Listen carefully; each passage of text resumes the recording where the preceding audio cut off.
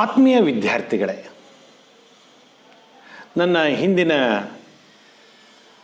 ತರಗತಿಯಲ್ಲಿ ನಾನು the living world ಜೀವ ಜಗತ್ತು ಎನ್ನುವ ಒಂದು ಮೊದಲನೆಯ ಪಾಠ, ಅದ್ಭುತ ಪಾಠವನ್ನು ಪ್ರಾರಂಭ ಮಾಡಿದ್ದೀನಿ.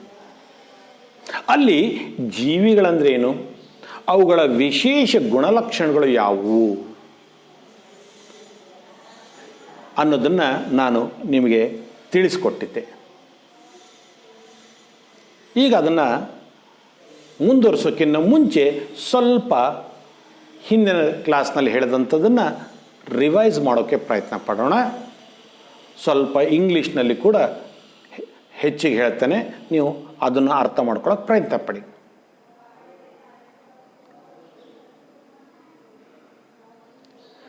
ಲಿವಿಂಗ್ ಆರ್ಗ್ಯಾನಿಸಮ್ಸ್, ಲಿವಿಂಗ್ ಥಿಂಗ್ಸ್, ಜೀವಿಗಳಲ್ಲಿ ಕೆಲವು ವಿಶೇಷ ಗುಣಲಕ್ಷಣಗಳಿರ್ತವೆ. ನಿರ್ಜೀವಿಗಳಲ್ಲಿ ಅವು ಇರೋದಿಲ್ಲ. ಜೀವಿಗಳಲ್ಲಿ ಜೀವ ಇರ್ತದೆ ಅನ್ನೋದಕ್ಕೆ ಪುರಾವೆ ಕೊಡಲು ನಮಗೆ ಕೆಲವು ವಿಶೇಷ ಗುಣಲಕ್ಷಣಗಳು ಕಂಡು ಬರ್ತವೆ. 6 ಗುಣಲಕ್ಷಣಗಳನ್ನು ನಾವು ನೋಡ್ತಾ ಇದ್ದೀವಿ. ಗ್ರೋತ್, ರೀಪ್ರೊಡಕ್ಷನ್ ಮತ್ತು ಮೆಟಬಾಲಿಸಮ್ ಅನ್ನತಕ್ಕಂಥ 3 ಗುಣಲಕ್ಷಣಗಳ ಬಗ್ಗೆ ಹಿಂದಿನ ಕ್ಲಾಸ್ನಲ್ಲಿ ನಾವು ತಿಳಿದುಕೊಂಡಿದ್ದೇವೆ. ಏನದು ಗ್ರೋತ್? ನೋಡಿ, ಈ ಒಂದು ಬೆಳವಣಿಗೆ ಅನ್ನತಕ್ಕಂಥದ್ದು ವಿಶೇಷವಾದ ಗುಣಲಕ್ಷಣ. ಹುಟ್ಟಿದಾಗ ಸಣ್ಣ ಮಗು ಇದ್ದ ನೀವು ಈಗ ಇಷ್ಟೆತ್ತರಕ್ಕೆ ಬೆಳೆದಿರಿ. An increase in the mass, weight, size of the body is called growth. ಎಲ್ಲ ಜೀವಿಗಳಲ್ಲಿ, ಬಹುಕೋಶ ಜೀವಿಗಳಲ್ಲಿ, ಪ್ರಾಣಿ ಇರ್ಬೋದು, ಸಸ್ಯ ಇರ್ಬೋದು, ಅವುಗಳಲ್ಲಿ ಈ ಬೆಳವಣಿಗೆ ಅನ್ನತಕ್ಕಂಥದ್ದು ನಮಗೆ ಸರ್ವೇ ಸಾಮಾನ್ಯವಾಗಿ ಕಂಡು ಬರ್ತದೆ. ಜೀವ ಇರೋವರೆಗೂ ಬೆಳವಣಿಗೆ ಆಗುತ್ತೆ, ಸತ್ತೋದ್ಮೇಲೆ ಬೆಳವಣಿಗೆ ಕಂಡು ಬರೋದಿಲ್ಲ. There is no growth after death. ಈ ನಿರ್ಜೀವ ವಸ್ತುಗಳಲ್ಲಿ ಬೆಳವಣಿಗೆ ಆಗ್ತದನಾ? ಕೆಲವು ಪರ್ವತ, ಬೆಟ್ಟ ಗುಡ್ಡಗಳು, ಮರಳು ದಿಣ್ಣೆಗಳಲ್ಲಿ ಈ ಬೆಳವಣಿಗೆ ಹೊರಗಡೆಯಿಂದ ಪದಾರ್ಥಗಳ ಸೇರುವಿಕೆಯಿಂದ ಅವು ಕೂಡ ದೊಡ್ಡದಾಗುತ್ತೆ. ಅಂದರೆ ಈ ಬೆಳವಣಿಗೆ ಅನ್ನತಕ್ಕಂಥದ್ದು ಜೀವರಾಶಿಗಳಲ್ಲಿ ಮಾತ್ರ ಕಂಡು ಬರತಕ್ಕಂಥ ಗುಣಲಕ್ಷಣ ಅಲ್ಲ. ನಿರ್ಜೀವಿಗಳಲ್ಲಿ ಕೂಡ ನಮಗೆ ಈ ಬೆಳವಣಿಗೆ ಅನ್ನೋದು ಕಂಡು ಬರ್ತದೆ. ಅಫ್ಕೋರ್ಸ್ ನಾವು ಒಳಗಡೆಯಿಂದ ಬೆಳೀತೇವೆ, ಅವು ಹೊರಗಡೆಯಿಂದ ಬೆಳೀತವೆ, ಆದರೆ ಬೆಳವಣಿಗೆ ಅನ್ನತಕ್ಕಂಥದ್ದು ಕಂಡು ಬರ್ತದೆ. ಹಾಗಾಗಿ ಈ ಗ್ರೋತ್ ಅನ್ನೋದು ಡಿಫೈನಿಂಗ್ ಪ್ರಾಪರ್ಟಿ ಆಗುವುದಿಲ್ಲ, ನಾನ್ ಡಿಫೈನಿಂಗ್ ಪ್ರಾಪರ್ಟಿ ಆಗ್ತದೆ.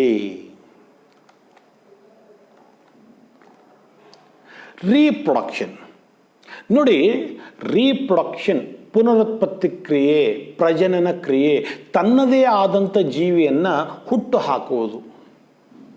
ಪ್ರೊಡಕ್ಷನ್ ಅಲ್ಲ, ರೀಪ್ರೊಡಕ್ಷನ್ ಅಂತ ನಾನು ಹೇಳಿದ್ದೀನಿ. ಪ್ರೊಡಕ್ಷನ್ಗೆ ರೀಪ್ರೊಡಕ್ಷನ್ಗೆ ವ್ಯತ್ಯಾಸ ಅರ್ಥ ಮಾಡ್ಕೋಬೇಕು. ಮನುಷ್ಯರ ಹೊಟ್ಟೆಯಲ್ಲಿ ಮನುಷ್ಯರ ಮಗನೇ ಹುಟ್ಟಬೇಕು, ಹುಲಿ ಹುಟ್ಟೋದಿಲ್ಲ. ನನ್ನ ಮಗ ಹುಲಿ ಇದ್ದಾನೆ ಅಂತ ಹೇಳ್ತಾರೆ. ನಿಮ್ಮ ಮಗ ಹುಲಿ ಇರೋಕ್ಕೆ ಹೆಂಗೆ ಸಾಧ್ಯ ರೀ sir? Biologically it is not possible, because ಮನುಷ್ಯರ ಹೊಟ್ಟೆಯಲ್ಲಿ ಮನುಷ್ಯ ಹುಟ್ಟಬೇಕು, ಹುಲಿ ಹೊಟ್ಟೆಯಲ್ಲಿ ಹುಲಿ ಹುಟ್ಟಬೇಕು. Production of its own kind is called reproduction. ಈ ರೀಪ್ರೊಡಕ್ಷನ್ ಒಳಗೆ ಮತ್ತೆ 2 ಟೈಪ್ ಬರ್ತದೆ, ಸೆಕ್ಶುವಲ್ ರೀಪ್ರೊಡಕ್ಷನ್ ಆ್ಯಂಡ್ ಅಸೆಕ್ಶುವಲ್ ರೀಪ್ರೊಡಕ್ಷನ್ ಅಂತ. ಸೆಕ್ಶುವಲ್ ರೀಪ್ರೊಡಕ್ಷನ್ ಅಂದರೆ ಅಲ್ಲಿ ಗ್ಯಾಮೆಟ್ಸ್ಗಳು, ವೀರ್ಯಾಣು, ಅಂಡಾಣು, sperm and Owa United together. ಆಮೇಲೆ ಒಂದು ಜೀವರಾಶಿ ಹುಟ್ಕೊಳ್ತದೆ, ಒಂದು ಜೀವಿ ಹುಟ್ಕೊಳ್ತದೆ, ಅದು ಸೆಕ್ಶುವಲ್ ರೀಪ್ರೊಡಕ್ಷನ್. ಈ ವೀರ್ಯಾಣು ಅಂಡಾಣುಗಳ ಸಮ್ಮಿಲನ ಆಗದೇನೆ ರೀಪ್ರೊಡಕ್ಷನ್ ಆದರೆ ಅದಕ್ಕೆ ನಾವು ಅಸೆಕ್ಶುವಲ್ ರೀಪ್ರೊಡಕ್ಷನ್ ಅಂತ ಹೇಳುತ್ತೇವೆ. ಈ ರೀಪ್ರೊಡಕ್ಷನ್ ಅನ್ನತಕ್ಕಂಥದ್ದು ಜೀವರಾಶಿಗಳಲ್ಲಿ ಇರತಕ್ಕಂಥ ವಿಶೇಷ ಗುಣಲಕ್ಷಣ. ಆದರೆ ಹುಟ್ಟಿದ ತಕ್ಷಣ ಆ ಒಂದು ಸಾಮರ್ಥ್ಯ ಇರುವುದಿಲ್ಲ. ಇಲ್ಲಿ ನೋಡಿ, ಹುಲಿ ಮರಿ ಇದೆ, ಪಾಪು ಇದೆ, ಅದಕ್ಕೆ ರೀಪ್ರೊಡ್ಯೂಸಿಂಗ್ ಕೆಪಾಸಿಟಿ ಇರೋದಿಲ್ಲ. ಅದು ದೊಡ್ಡದಾದ್ಮೇಲೆ ಒಂದಿಷ್ಟು ವರ್ಷಗಳ ಕಾಲ ಬೆಳೆದ ಮೇಲೆ ಆ ಒಂದು ರೀಪ್ರೊಡ್ಯೂಸಿಂಗ್ ಕೆಪಾಸಿಟಿ ಅದರಲ್ಲಿ ಬರ್ತದೆ. ಈ ಬಹುಕೋಶ ಜೀವಿಗಳಲ್ಲಿ ಒಂದು ನಿರ್ದಿಷ್ಟವಾದ ಬೆಳವಣಿಗೆ ಆದ ಮೇಲೆ, ಕಾಲಾವಧಿ ಆದ ಮೇಲೆ ಈ ಒಂದು ರೀಪ್ರೊಡ್ಯೂಸಿಂಗ್ ಕೆಪಾಸಿಟಿ ಬರ್ತದೆ. ಏಕಕೋಶ ಜೀವಿಗಳಲ್ಲಿ, ಅಮೀಬಾದಲ್ಲಿ ಕೋಶ ವಿಭಜನೆ ಆದರೆ ರೀಪ್ರೊಡಕ್ಷನ್ ಆದಂಗೆ ಅಲ್ಲಿ.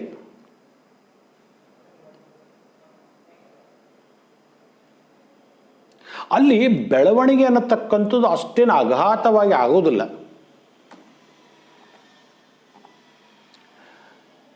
ಸರ್, ನಾನು ಒಪ್ತೀನಿ ಈ ರೀಪ್ರೊಡಕ್ಷನ್, ಪುನರುತ್ಪತ್ತಿ ಅನ್ನತಕ್ಕಂಥದ್ದು ಜೀವರಾಶಿಗಳಲ್ಲಿ ನಡೆಯತಕ್ಕಂಥ ವಿಶೇಷವಾದ ಗುಣಲಕ್ಷಣ, ನಿರ್ಜೀವಿಗಳಲ್ಲಿ ಆಗೋದೇ ಇಲ್ಲ. ಆದರೆ ಎಲ್ಲ ಜೀವಿಗಳಲ್ಲಿ ಈ ಸಾಮರ್ಥ್ಯ ಇದೆನಾ? ಇದ್ರೆ ಮಾತ್ರ ನಾನು ಡಿಫೈನಿಂಗ್ ಕ್ಯಾರೆಕ್ಟರಿಸ್ಟಿಕ್ಸ್ ಅಂತ ಕನ್ಸಿಡರ್ ಮಾಡ್ತೀನಿ. ಇಲ್ಲ, ಎಲ್ಲ ಜೀವಿಗಳಲ್ಲಿ ಆರೋಗ್ಯವಾಗಿದ್ದರೂ ಕೂಡ ತಮ್ಮ ಜೀವಾವಧಿಯಲ್ಲಿ ರೀಪ್ರೊಡಕ್ಷನ್ ಮಾಡೋದಕ್ಕೆ ಆಗೋದಿಲ್ಲ. ಎರಡು ಪದಗಳನ್ನು ನೆನ್ಪಿಟ್ಕೊಳ್ಳಿ ನೀವು ಇಂಗ್ಲಿಷ್ನಲ್ಲಿ. ಒಂದು ಫರ್ಟೈಲ್, ಇನ್ನೊಂದು ಸ್ಟರೈಲ್. ಫರ್ಟೈಲ್ ಅಂದರೆ ರೀಪ್ರೊಡ್ಯೂಸಿಂಗ್ ಕೆಪಾಸಿಟಿ ಇದೆ, ಸ್ಟರೈಲ್ ಅಂದರೆ ರೀಪ್ರೊಡ್ಯೂಸಿಂಗ್ ಕೆಪಾಸಿಟಿ ಇಲ್ಲ, ಬಂಜೆತನ ಅಂತ ಅರ್ಥ.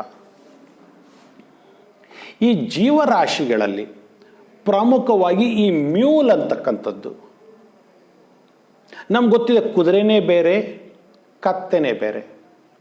ನೈಸರ್ಗಿಕವಾಗಿ ಅವುಗಳ ನಡುವೆ ಯಾವುದೇ ರೀಪ್ರೊಡಕ್ಷನ್ ಆಗೋದಿಲ್ಲ. ನಾವು ಆರ್ಟಿಫಿಷಿಯಲ್ ಹೈಬ್ರಿಡೈಸೇಷನ್ ಮಾಡಿದ್ರೆ ಅವುಗಳ ಸಮ್ಮಿಲನದಿಂದಾಗಿ ಮ್ಯೂಲ್ ಅನ್ನತಕ್ಕಂಥದ್ದು ಹುಟ್ಟುತ್ತದೆ. ಅದರೊಳಗೆ ಕತ್ತೆ ಮತ್ತು ಕುದುರೆ ಎರಡರ ಗುಣಲಕ್ಷಣ ಇರ್ತದೆ. ಈ ಮ್ಯೂಲು ಆರೋಗ್ಯಪೂರ್ಣವಾಗಿ ಬೆಳೀತದೆ, ದಷ್ಟಪುಷ್ಟ ಇರ್ತದೆ, ಜೀವನ ಚೆನ್ನಾಗಿ ನಡೆಸ್ತದೆ. ಆದರೆ ರೀಪ್ರೊಡ್ಯೂಸಿಂಗ್ ಕೆಪಾಸಿಟಿ ಇರೋದಿಲ್ಲ ಅದಕ್ಕೆ. ಈ ಜೇನುಹುಳುಗಳಲ್ಲಿ, ಕೆಲಸಗಾರ ಜೇನುಹುಳುಗಳಲ್ಲಿ ಕೂಡ ಈ ರೀಪ್ರೊಡ್ಯೂಸಿಂಗ್ ಕೆಪಾಸಿಟಿ ಇರೋದಿಲ್ಲ. ಅಲ್ಲದೆ ಬಹಳಷ್ಟು ದಂಪತಿಗಳಲ್ಲಿ ಮದುವೆಯಾಗಿ ಎಷ್ಟು ವರ್ಷ ಆದರೂ ಕೂಡ ಮಕ್ಕಳಾಗಿರೋದಿಲ್ಲ, ಬಂಜೆತನ ಕಾಡ್ತಿರ್ತದೆ. ಅಂದರೆ ಏನರ್ಥ? ಈ ಜೀವಿಗಳಲ್ಲಿ,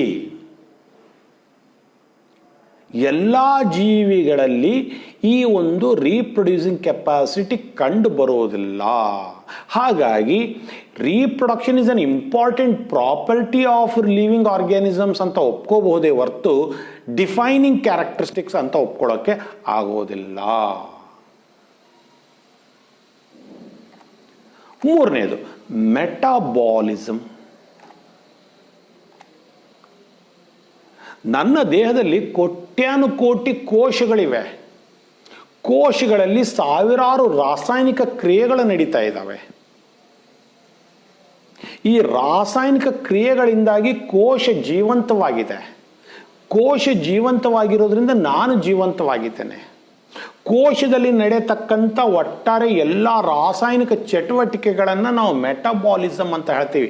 the total some of all biochemical reactions taking place in the body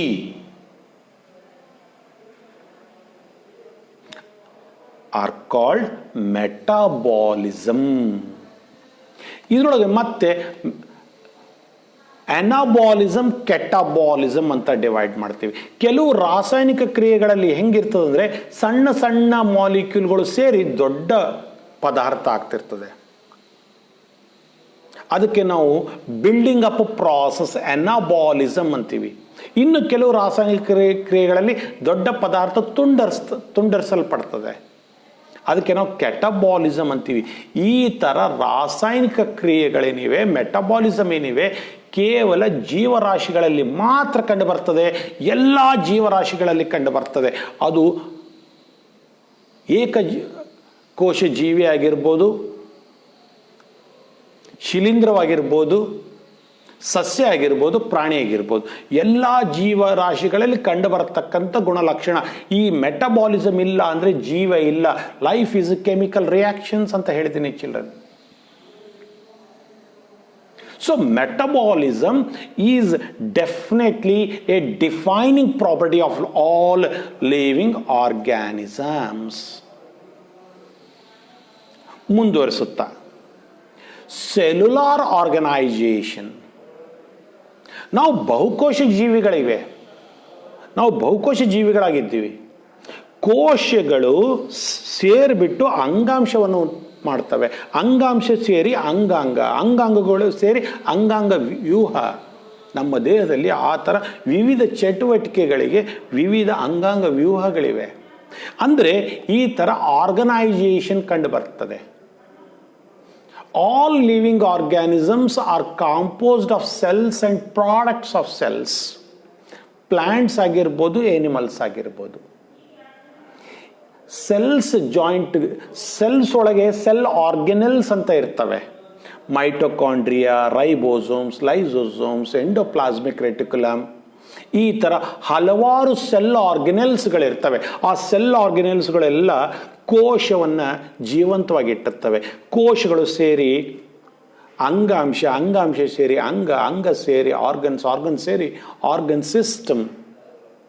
ನೋಡಿ, ಈ ಥರ ಸೆಲ್ಯುಲಾರ್ ಆರ್ಗನೈಜೇಷನ್ ನಮಗೆ ಎಲ್ಲ ಜೀವರಾಶಿಗಳಲ್ಲಿ ಕಂಡು ಬರ್ತದೆ. ಹಾಗಾಗಿ ಈ ಸೆಲ್ಯುಲಾರ್ ಆರ್ಗನೈಜೇಷನ್ ಅನ್ನತಕ್ಕಂಥದ್ದು is a defining property of all living organisms.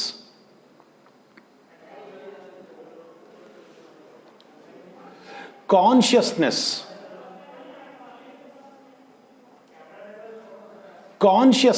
ನೋಡಿ, ಕಾನ್ಷಿಯಸ್ನೆಸ್ ಅಂದರೆ ನಮ್ಮ ಮುತ್ತಲು ನಡೀತಕ್ಕಂಥ ಚಟುವಟಿಕೆಗಳ ಪ್ರಜ್ಞೆ ಇದೆ ನಮಗೆ.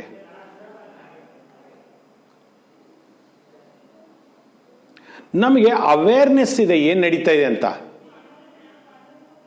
ನಮಗೆ ಅವೇರ್ನೆಸ್ ಆಗ್ತಾ ಇದೆ,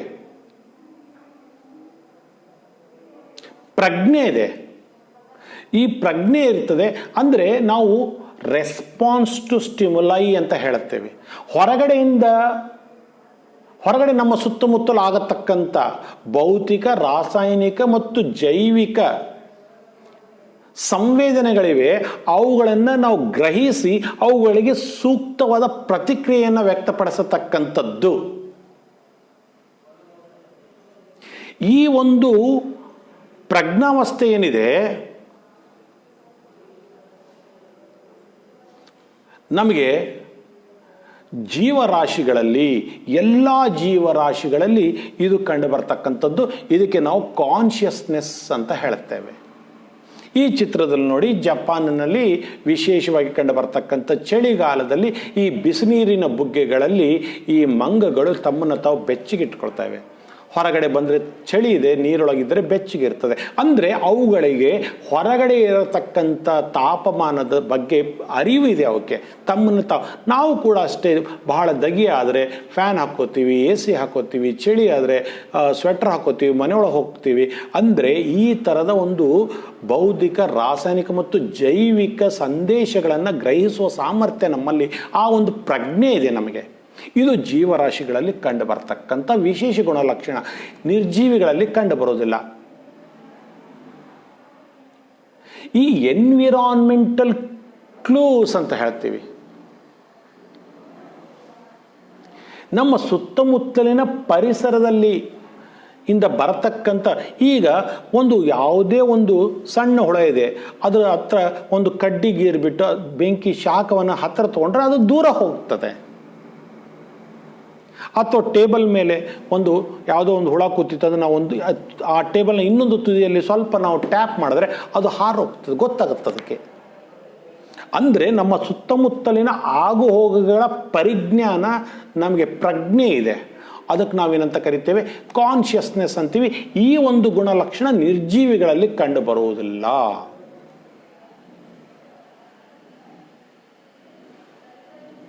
ಅಂದರೆ ಒಂದು ಬಂಡೆ ಪಕ್ಕದಲ್ಲಿ ನಾನು ನಿಂತು ಸೆಲ್ಫಿ ತಗೊಂಡ್ರು ಅಷ್ಟೇ, ಅದೇ ಬಂಡೆ ಮೇಲೆ ಒಂದು ಹುಲಿ ಕುಂತರೂ ಅಷ್ಟೇ, ಆ ಬಂಡೆಗೇನು ಪರಿಜ್ಞಾನ ಇರುವುದಿಲ್ಲ.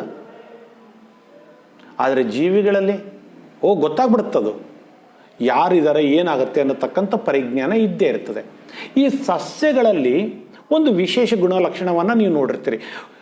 ವರ್ಷದ ಒಂದು ನಿರ್ದಿಷ್ಟವಾದ ಋತುಮಾನದಲ್ಲಿ ಮಾತ್ರ ಹೂ ಬಿಡ್ತವೆ, ಸೀಸನಲ್ ಇರ್ತವೆ ಅವು. ಅದಕ್ಕೆ ನಾವು ಇಂಗ್ಲೀಷ್ನಲ್ಲಿ ಫೋಟೋ ಪಿರಿಯಾಡಿಸಮ್ ಅಂತ ಹೇಳ್ತೀವಿ. ಕೆಲವು ಹೂಗಳು ಬೇಸಿಗೆಗಾಲದಲ್ಲಿ ಹೂ ಬಿಡ್ತವೆ, ಕೆಲವು ಸಸ್ಯಗಳು ಚಳಿಗಾಲದಲ್ಲಿ ಹೂ ಬಿಡ್ತವೆ. ಈ ಥರ ನಮ್ಮ ಸುತ್ತಮುತ್ತಲಿನ ವಾತಾವರಣಕ್ಕೆ ನಮ್ಮ ದೇಹದ ಚಟುವಟಿಕೆಗಳನ್ನು ಬದಲಾಯಿಸತಕ್ಕಂಥ ಒಂದು ಸಾಮರ್ಥ್ಯ ನಮ್ಮ ಜೀವರಾಶಿಗಳಲ್ಲಿ ಕಂಡುಬರ್ತದೆ. ಅದೇ ರೀತಿ ಪ್ರಾಣಿಗಳಲ್ಲಿ ಕೂಡ ವರ್ಷವಿಡೀ ಅವು ರೀಪ್ರೊಡಕ್ಷನ್ ಪುನರುತ್ಪತ್ತಿ ಮಾಡ್ತಾ ಇರಲ್ಲ, ಒಂದು ನಿರ್ದಿಷ್ಟವಾದ ಸೀಸನ್ನಲ್ಲಿ ಮಾಡ್ತಾ ಇರ್ತವೆ. ಇವು ಎಲ್ಲ ಜೀವರಾಶಿ ಮನುಷ್ಯರಲ್ಲಿ ಒಂದು ಹೆಜ್ಜೆ ಮುಂದೆ ಹೋಗಿ ಕಾನ್ಷಿಯಸ್ನೆಸ್ ಜೊತೆಗೆ ಸೆಲ್ಫ್ ಕಾನ್ಷಿಯಸ್ನೆಸ್ ಅಂತ ಒಂದು ಇರ್ತದೆ, ಇರಬೇಕು. ಆವಾಗಲೇ ನಾವು ಮನುಷ್ಯರಾಗೋದು. ಈ ಕಾನ್ಷಿಯಸ್ನೆಸ್ ಎಲ್ಲ ಜೀವಿಗಳಲ್ಲಿ ಇರ್ತದೆ, ಮನುಷ್ಯರಲ್ಲಿ ಸೆಲ್ಫ್ ಕಾನ್ಷಿಯಸ್ನೆಸ್ ಇರ್ತದೆ. ಈಗ ನೀವು ಶಾಲೆಯಿಂದ ಮನೆಗೆ ಹೋಗ್ತಾ ಇರ್ತೀರಿ, ಅಲ್ಲಿ ರೋಡ್ ಪಕ್ಕದಲ್ಲಿ ಒಂದು ಸಣ್ಣ ನಾಯಿ ಮರಿ ಇರ್ತದೆ, ತನ್ನ ಪಡಿತಾ ಮಲಗಿರ್ತದೆ. ನೀವು ಒಂದು ಕಲ್ಲು ತೊಗೊಂಡು ಅದಕ್ಕೆ ಹೊಡೆದ್ರಪ್ಪ, ಅದು ಅಳಕ್ಕೆ ಶುರು ಮಾಡ್ತು, ಅದು ನೋಡಿ ನಕ್ರಿ. ಅಲ್ಲೇ ಹೋಗ್ತಿರೋ ಯಾರಾದರೂ ಒಬ್ರು ಹಿರಿಯರು ಅಂತಾರೆ, ಮನುಷ್ಯರಾಗ್ರಪ್ಪ, ಅದು ತಪ್ಪದದು ಅಂತ ಹೇಳ್ತಾರೆ.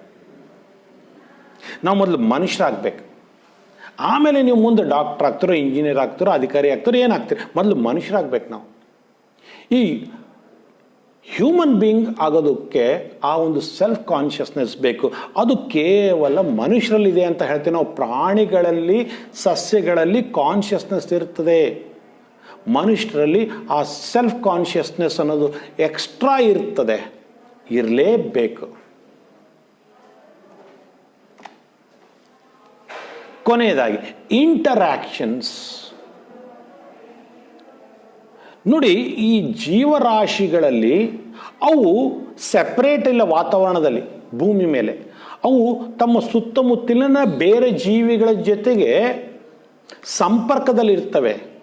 ಬೇರೆ ಜೀವರಾಶಿಗಳ ಜೊತೆಗೆ ಮತ್ತು ಸುತ್ತಮುತ್ತಲಿನ ವಾತಾವರಣದ ಜೊತೆಗೆ ಅವು ಸಂಪರ್ಕದಲ್ಲಿರ್ತವೆ. ಇದಕ್ಕೆ ನಾವೇನಂತೀವಿ, ಇಂಟರಾಕ್ಷನ್ ಅಂತ ಹೇಳ್ತೇವೆ.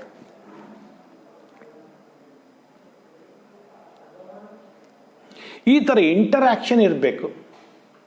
ಫಾರ್ ಎಕ್ಸಾಂಪಲ್, ಕೋಶಗಳಿವೆ. ಒಂದು ಕೋಶದ ಗುಣಲಕ್ಷಣ ಬೇರೆ, ಆ ಕೋಶಗಳೆಲ್ಲ ಸೇರಿ ಒಂದು ಅಂಗಾಂಶ ಟಿಶ್ಯೂ ಆದಾಗ ಆ ಟಿಶ್ಯೂನ ಗುಣಲಕ್ಷಣ ಬೇರೆ. ಈ ಕೋಶದ ಗುಣಲಕ್ಷಣಕ್ಕೂ ಟಿಶ್ಯೂ ಗುಣಲಕ್ಷಣಕ್ಕೂ ಎಷ್ಟು ವ್ಯತ್ಯಾಸ ಆಯಿತು? ಯಾಕಂದರೆ ಈ ಟಿಶ್ಯೂನಲ್ಲಿ ಕೋಶಗಳು ಒಂದಕ್ಕೊಂದು ಅಂಟುಕೊಂಡು ಒಂದ್ರ ಜೊತೆಗೆ ಒಂದಿಗೂ ಸಂಪರ್ಕ ಹೊಂದಿ ಅವು ಒಂದು ಬೇರೆ ಗುಣಲಕ್ಷಣವನ್ನು ತೋರಿಸ್ತಾ ಇವೆ. ಹಾಗೆ ಒಂದು ಕೋಶದಲ್ಲಿ ಇರತಕ್ಕಂಥ ಸೆಲ್ ಆರ್ಗನೆಲ್ಸ್ಗಳು, mitochondria, ribosomes, lysosomes, endoplasmic reticulum, ಇವು ಅವೆಲ್ಲ ಬೇರೆ ಬೇರೆ ಚಟುವಟಿಕೆ ಮಾಡ್ತಾ ಇದ್ರು ಕೂಡ ಅವೆಲ್ಲ ಸೇರಿ ಕೋಶದ ಒಂದು ಚಟುವಟಿಕೆ ಮಾಡ್ತಾವೆ. ಈ ಥರ ಅವು ಒಂದಕ್ಕೊಂದು ನಿಕಟವಾಗಿ ಹೊಂದಿಕೊಳ್ಳತಕ್ಕಂಥ ಒಂದು ಗುಣಲಕ್ಷಣ ಹೊಂದಿರ್ತವೆ ಜೀವರಾಶಿಗಳಲ್ಲಿ. ಈ ಒಂದು ಚಿತ್ರ ನೋಡಿ, ಅದ್ಭುತವಾಗಿದೆ. ಆಟಮ್ಸ್ ಮಾಲಿಕ್ಯೂಲ್ಸ್ ಆಗ್ತವೆ, ಕಾಂಪೌಂಡ್ಗಳಾಗ್ತವೆ, ಅವು ಸೆಲ್ ಒಳಗಿರ್ತವೆ, ಸೆಲ್ ಟಿಶ್ಯೂ ಆಗ್ತವೆ, ಟಿಶ್ಯೂ ಆರ್ಗನ್ಸ್ ಆಗ್ತವೆ, ಆರ್ಗನ್ ಸಿಸ್ಟಮ್ ಆಗ್ತವೆ, ಆರ್ಗನ್ ಸಿಸ್ಟಮ್ ಆರ್ಗ್ಯಾನಿಸಮ್ ಆಗಿಬಿಟ್ಟಿವೆ. ಪ್ರಾಣಿಗಳು, ಸಸ್ಯಗಳಾಗಿವೆ. ಅವು ನೇಚರ್ ಜೊತೆಗೆ, ನಮ್ಮ ವಾಯುಮಂಡಲದ ಜೊತೆಗೆ, ನಮ್ಮ ಸುತ್ತಮುತ್ತಲಿನ ಪರಿಸರದ ಜೊತೆಗೆ ನಾವು ಹೊಂದ್ಕೊಂಡು ಬಿಟ್ಟಿವಿ. ಈ ಥರ ಒಂದು ಇಂಟರಾಕ್ಷನ್ ಆಗ್ತದೆ ಈ ಜೀವ ಜಗತ್ತಿನಲ್ಲಿ. These interactions result in emergent properties at higher level of organisation. This phenomenon is true in the hierarchy of organizational complexity at all level. Hierarchical organisation ಅಂತ ಒಂದು ಅದ್ಭುತ ಪದ ಇದೆ ನೋಡಿ. ಹೈರಾರ್ಕಿ ಅಂದರೆ ಒಂದರ ಮೇಲೆ ಒಂದು ಸೆಲ್ಸ್, ಅದ್ರ ಮೇಲೆ ಟಿಶ್ಯೂಸ್, ಅದ್ರ ಮೇಲೆ ಆರ್ಗನ್ಸ್, ಅದ್ರ ಮೇಲೆ ಆರ್ಗನ್ ಸಿಸ್ಟಮ್ಸ್, ಅದ್ರ ಮೇಲೆ ಆರ್ಗ್ಯಾನಿಸಮ್. ಹೀಗೆ ನಾವು ಬೇರೆ ಬೇರೆ ಮಟ್ಟದಲ್ಲಿ ಮೇಲ್ಮಟ್ಟದ್ದು ಕೆಳಮಟ್ಟದ ಮೇಲೆ ಅವಲಂಬಿತವಾಗಿರ್ತದೆ, ಅದು ಅದ್ರ ಕೆಳಗೆ ಮಟ್ಟದಲ್ಲಿ ಈ ಥರ ಇಂಟರಾಕ್ಷನ್ಸ್ ಕಂಡು ಬರ್ತದೆ ನಮಗೆ ಜೀವರಾಶಿಗಳಲ್ಲಿ. Therefore, we can say that living organisms are self-replicating, evolving, self-regulating, interactive system capable of responding to external stimuli. ನೋಡಿ, ಈ ಒಂದು ಚಿತ್ರ ನೋಡಿದ ತಕ್ಷಣ ಸರ್ ಹುಲ್ಲುಗಾವಲಿನಲ್ಲಿ ಒಂದು ಜಿಂಕೆ ಇದೆ, ಜಿಂಕೆ ಮೇಲೆ ಒಂದು ಪಕ್ಷಿ ಇದೆ ಅಷ್ಟೇ ಅನ್ನಿಸ್ತದೆ. ಆದರೆ ಜೀವಶಾಸ್ತ್ರದ ಪ್ರಕಾರ ನೋಡಿ ಎಷ್ಟೊಂದು ಮಾರ್ಮಿಕವಾಗಿದೆ ಈ ಚಿತ್ರದಲ್ಲಿ. ಆ ಹುಲ್ಲುಗಾವಲಿದೆ ಅಂದರೆ ಅಲ್ಲಿ ಕೆಳಗಡೆ ಮಣ್ಣಿದೆ, ಮಣ್ಣಿನಲ್ಲಿ ನೀರಿದೆ, ಸುತ್ತಮುತ್ತಲು ವಾತಾವರಣ ಇದೆ, ಆ ಜಿಂಕೆ ಆ ಹುಲ್ಲಿನ ಮೇಲೆ ಡಿಪೆಂಡ್ ಇದೆ, ಆ ಪಕ್ಷಿ ಆ ಜಿಂಕೆ ಮೇಲೆ ಅವಲಂಬಿತವಾಗಿದೆ. ನೋಡಿ ಅಲ್ಲಿ ಹೇಗೆ ಇಂಟರಾಕ್ಟಿಂಗ್ ಇದೆ. ಅಫ್ಕೋರ್ಸ್ ಆ ಜಿಂಕೆ, ಪಕ್ಷಿ ಮತ್ತು ಆ ಹುಲ್ಲು ಎಲ್ಲವೂ ತನ್ನಷ್ಟಕ್ಕೆ ತಾನೇ ರೀಪ್ರೊಡ್ಯೂಸಿಂಗ್ ಕೆಪಾಸಿಟಿ, ಪುನರುತ್ಪತ್ತಿ ಕ್ರಿಯೆ ಇದೆ. ಓಕೆ, ಅವು ಸ್ವತಂತ್ರವಾಗಿ ವಿಕಾಸ ಹೊಂದಿವೆ, ಸೆಲ್ಫ್ ರೆಗ್ಯುಲೇಟರಿ ಇವೆ. ಆದರೆ ಅವೆಲ್ಲ ಒಂದಕ್ಕೊಂದು ನಿಕಟ ಸಂಪರ್ಕದಲ್ಲಿವೆ ಮತ್ತು ಹೊರಗಡೆಯಿಂದ ಬರತಕ್ಕಂಥ ವಿವಿಧ ಸಂದೇಶಗಳನ್ನು ಗ್ರಹಿಸಿ ಅವುಗಳಿಗೆ ಸೂಕ್ತವಾದ ಪ್ರತಿಕ್ರಿಯೆಯನ್ನು ವ್ಯಕ್ತಪಡಿಸತಕ್ಕಂಥ ಒಂದು ಸಾಮರ್ಥ್ಯವನ್ನು ಹೊಂದಿವೆ ಅವು. ಸೊ ಡಿಯರ್ ಚಿಲ್ಡ್ರನ್, ಈ ಕ್ಯಾರೆಕ್ಟರಿಸ್ಟಿಕ್ಸ್ ಆಫ್ ಲಿವಿಂಗ್ 6 ಗುಣಲಕ್ಷಣಗಳನ್ನು ಅಧ್ಯಯನ ಮಾಡಿದ್ದೇವೆ. ಅವುಗಳನ್ನು 2 ರೀತಿ ವಿಭಜನೆ ಮಾಡಿದ್ದೇವೆ. ಒಂದು ನಾನ್ ಡಿಫೈನಿಂಗ್ ಕ್ಯಾರೆಕ್ಟರಿಸ್ಟಿಕ್ಸ್, ಇನ್ನೊಂದು ಡಿಫೈನಿಂಗ್ ಕ್ಯಾರೆಕ್ಟರಿಸ್ಟಿಕ್ಸ್. ನಾನ್ ಡಿಫೈನಿಂಗ್ ಕ್ಯಾರೆಕ್ಟರಿಸ್ಟಿಕ್ಸ್ ಅಂದರೆ ಕೇವಲ ಜೀವರಾಶಿಗಳಲ್ಲಿ ಮಾತ್ರ ಕಂಡು ಬರಬೇಕಾಗಿದ್ದೇನಿಲ್ಲ, ನಿರ್ಜೀವಿಗಳಲ್ಲಿ ಕೂಡ ಕಂಡು ಬರ್ಬೋದು. ಉದಾಹರಣೆಗೆ ಗ್ರೋತ್. ಮತ್ತು ಎಲ್ಲ ಜೀವರಾಶಿಗಳಲ್ಲಿ ಕಂಡು ಬರಬೇಕಂತೇನಿಲ್ಲ. For example reproduction. ಇವು ಎರಡಕ್ಕೆ ನಾವು ನಾನ್ ಡಿಫೈನಿಂಗ್ ಕ್ಯಾರೆಕ್ಟರಿಸ್ಟಿಕ್ಸ್ ಅಂತ ಹೇಳ್ತೀವಿ. ಕ್ಯಾರೆಕ್ಟರಿಸ್ಟಿಕ್ಸ್ ಅಂದರೆ ಗುಣಲಕ್ಷಣ. ಡಿಫೈನಿಂಗ್ ಕ್ಯಾರೆಕ್ಟರಿಸ್ಟಿಕ್ಸ್ ಅಂದರೆ ಅವು ಇರಲೇಬೇಕು ಎಲ್ಲ ಜೀವಿಗಳಲ್ಲಿ, ನಿರ್ಜೀವಿಗಳಲ್ಲಿ ಇರಲೇಬಾರ್ದು, ಜೀವಿಗಳಲ್ಲಿ ಇರಲೇಬೇಕು. ಅವಕ್ಕೆ ನಾವು ಡಿಫೈನಿಂಗ್ ಕ್ಯಾರೆಕ್ಟರಿಸ್ಟಿಕ್ಸ್ ಅಂತೀವಿ. ಯಾವುದದು? Metabolism, cellular organisation, consciousness and interactions.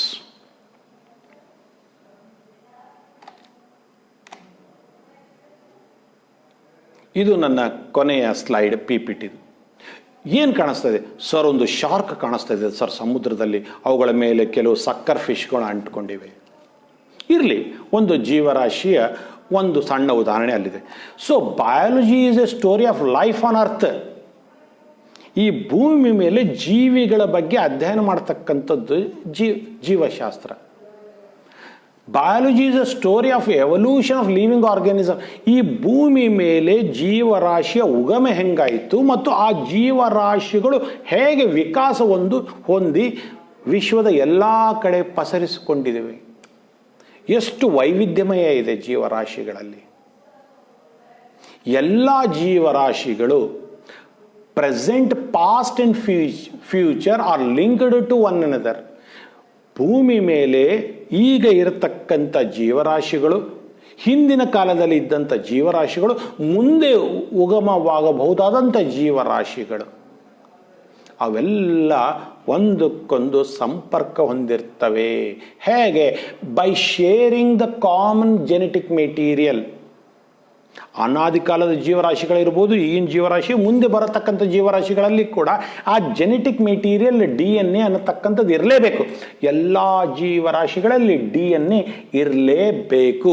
ಆದರೆ ಆ DNAಯಲ್ಲಿ ವೈವಿಧ್ಯತೆ ಇದೆ. ಹಾಗಾಗಿ ಜೀವರಾಶಿಗಳಲ್ಲಿ ಭೂಮಿ ಮೇಲೆ, ಈ ಜೀವ ಜಗತ್ತಿನ ಮೇಲೆ ಹಲವಾರು ವಿವಿಧವಾದ ಜೀವರಾಶಿಗಳು ಕಂಡು ಬರ್ತದೆ, ವೈವಿಧ್ಯಮಯ ಕಂಡು ಬರ್ತದೆ. ಆತ್ಮೀಯ ವಿದ್ಯಾರ್ಥಿಗಳೇ, PPTನ ಬಂದ್ ಮಾಡ್ತಾ ಇದ್ದೀನಿ. ನನ್ನ ಕ್ಲಾಸನ್ನು ಬೋರ್ಡ್ ಜೊತೆ ಮುಂದುವರಿಸ್ತೇನೆ. ಆತ್ಮೀಯ ವಿದ್ಯಾರ್ಥಿಗಳೇ, ಕ್ಲಾಸನ್ನು ಮುಂದುವರಿಸುತ್ತಾ ಈ ಮೊದಲನೇ ಪಾಠ ದ ಲಿವಿಂಗ್ ವರ್ಲ್ಡ್ ನಲ್ಲಿ ನಾನು PPTಗಳನ್ನು ಬಳಸಿ ದ ಕ್ಯಾರೆಕ್ಟರಿಸ್ಟಿಕ್ಸ್ ಆಫ್ ಲಿವಿಂಗ್, ಜೀವರಾಶಿಗಳ ವಿಶೇಷ ಗುಣಲಕ್ಷಣಗಳ ಬಗ್ಗೆ ಅಧ್ಯಯನ ಮಾಡಿದ್ದೀವಿ. ದ ಕ್ಯಾರೆಕ್ಟರಿಸ್ಟಿಕ್ಸ್ ಆಫ್ ಲಿವಿಂಗ್ ನಾವು ಎರಡು ರೀತಿ ವಿಭಜನೆ ಮಾಡಿದ್ದೇವೆ. ಇಲ್ಲಿ ನೋಡ್ತಾ ಇದೀವಿ ನಾನ್ ಡಿಫೈನಿಂಗ್ ಕ್ಯಾರೆಕ್ಟರಿಸ್ಟಿಕ್ಸ್, ಡಿಫೈನಿಂಗ್ ಕ್ಯಾರೆಕ್ಟರಿಸ್ಟಿಕ್ಸ್. ನಾನ್ ಡಿಫೈನಿಂಗ್ ಕ್ಯಾರೆಕ್ಟರಿಸ್ಟಿಕ್ಸ್ ಅಂದ್ರೆ ಅವು ಜೀವರಾಶಿಗಳ ಪ್ರಮುಖ ಗುಣಲಕ್ಷಣ ಆದ್ರೂ ಕೂಡ ಎಲ್ಲ ಜೀವರಾಶಿಗಳಲ್ಲಿ ಇರಲೇಬೇಕಂತೇನಿಲ್ಲ. ನಿರ್ಜೀವ ವಸ್ತುಗಳು ಆ ಗುಣಲಕ್ಷಣಗಳನ್ನು ತೋರಿಸಬಾರ್ದಂತೇನಿಲ್ಲ. ಉದಾಹರಣೆಗೆ ಬೆಳವಣಿಗೆ, ಗ್ರೋತ್. ಉದಾಹರಣೆಗೆ ಬೆಳವಣಿಗೆ, ಗ್ರೋತ್. ಈ ಗ್ರೋತ್ ಅನ್ನತಕ್ಕಂಥದ್ದು ನಮಗೆ ಜೀವರಾಶಿಗಳಲ್ಲಿ ಕಂಡು ಬರ್ತದೆ. ಹಾಗೆ ನಿರ್ಜೀವ ವಸ್ತುಗಳಲ್ಲಿ ಬೆಟ್ಟ ಗುಡ್ಡಗಳು, ಪರ್ವತಗಳು, ಮಣ್ಣು ದಿಣ್ಣೆಗಳು, ಅವು ಹೊರಗಡೆಯಿಂದ ಪದಾರ್ಥಗಳ ಶೇಖರಣೆಯಿಂದಾಗಿ ಬೆಳವಣಿಗೆ ಕಂಡು ಬರ್ತದೆ. ಹಾಗಾಗಿ ಈ ಬೆಳವಣಿಗೆ ಗ್ರೋತ್ ಅನ್ನತಕ್ಕಂಥದ್ದು ಜೀವರಾಶಿಗಳ ವಿಶೇಷ ಗುಣಲಕ್ಷಣ ಆದ್ರೂ ಅದು ಡಿಫೈನಿಂಗ್ ಕ್ಯಾರೆಕ್ಟರಿಸ್ಟಿಕ್ಸ್ ನಲ್ಲಿ ಬರುವುದಿಲ್ಲ, ನಾನ್ ಡಿಫೈನಿಂಗ್ ಕ್ಯಾರೆಕ್ಟರಿಸ್ಟಿಕ್ಸ್ ನಲ್ಲಿ ಬರ್ತದೆ. ಅದೇ ರೀತಿ ರೀಪ್ರೊಡಕ್ಷನ್, ಪುನರುತ್ಪತ್ತಿ ಕ್ರಿಯೆ ಅಥವಾ ಪ್ರಜನನ ಕ್ರಿಯೆ, ಇದು ಕೂಡ ಜೀವರಾಶಿಗಳ ಪ್ರಮುಖ ಗುಣಲಕ್ಷಣ. ಯಾವುದೇ ಜೀವರಾಶಿಯ ಸಂತತಿ ಭೂಮಿ ಮೇಲೆ ಮುಂದುವರಿಬೇಕಾದ್ರೆ ಇಂಗ್ಲಿಷ್ ನಲ್ಲಿ ನಾವು ಪರ್ಪ್ಯಾಚುಯೇಷನ್ ಆಫ್ ಸ್ಪೀಸಿಸ್ ಅಂತ ಹೇಳ್ತೀವಿ. ಅದ್ರ ಬಗ್ಗೆ ನನ್ನ ಮುಂದಿನ ತರಗತಿಯಲ್ಲಿ ಡೀಟೇಲ್ ಆಗಿ ಹೇಳ್ತೇನೆ. ಪುನರುತ್ಪತ್ತಿ ಕ್ರಿಯೆ ಆಗ್ಬೇಕು, ಆದರೆ ಎಲ್ಲಾ ಜೀವರಾಶಿಗಳಲ್ಲಿ ಕಂಡು ಬರುವುದಿಲ್ಲ. ನಿರ್ಜೀವಿಗಳಲ್ಲಂತೂ ಆಗೋದೇ ಇಲ್ಲ. ಆದ್ರೂ ನಾವು ಇದನ್ನ ನಾನ್ ಡಿಫೈನಿಂಗ್ ಕ್ಯಾರೆಕ್ಟರಿಸ್ಟಿಕ್ಸ್ ನಲ್ಲಿ ಯಾಕೆ ಇಟ್ಟಿವಪ್ಪ ಅಂದ್ರೆ ಜೀವರಾಶಿಗಳು, ಉದಾಹರಣೆಗೆ ಮ್ಯೂಲ್ ಅಂತ ತಗೊಂಡಿದ್ದೀವಿ ನಾವು. ಒಂದು ಕುದುರೆ ಮತ್ತು ಕತ್ತೆಯ ಸಮ್ಮಿಲನದಿಂದಾಗಿ ಹುಟ್ಟತಕ್ಕಂಥ ದಷ್ಟಪುಷ್ಟವಾದ ಪ್ರಾಣಿ ಅದು ಮ್ಯೂಲ್. ಕಾರ್ಯಕ್ಷಮತೆ ಅದ್ಭುತವಾಗಿರ್ತದೆ, ಆದರೆ ರೀಪ್ರೊಡ್ಯೂಸಿಂಗ್ ಕೆಪಾಸಿಟಿ ಇರುವುದಿಲ್ಲ, ಫರ್ಟಿಲಿಟಿ ಇರುವುದಿಲ್ಲ, ಬಂಜೆತನ ಇರ್ತದೆ, ಸ್ಟೆರಿಲಿಟಿ ಇರ್ತದೆ. ಅದೇ ರೀತಿಯಾಗಿ ಈ ಕೆಲಸಗಾರ ಜೇನುಗಳು ಮತ್ತು ಬಹಳಷ್ಟು ಜನ ಮದುವೆ ಆದಂತ ದಂಪತಿಗಳಲ್ಲಿ ಕೂಡ ಮಕ್ಕಳಾಗಿರುವುದಿಲ್ಲ. ಅಂದರೆ ಜೀವರಾಶಿಗಳಲ್ಲಿ ಎಲ್ಲದರಲ್ಲೂ ಕೂಡ ಪುನರುತ್ಪತ್ತಿ ಕ್ರಿಯೆ ಆಗಲೇಬೇಕಂತೇನಿಲ್ಲ.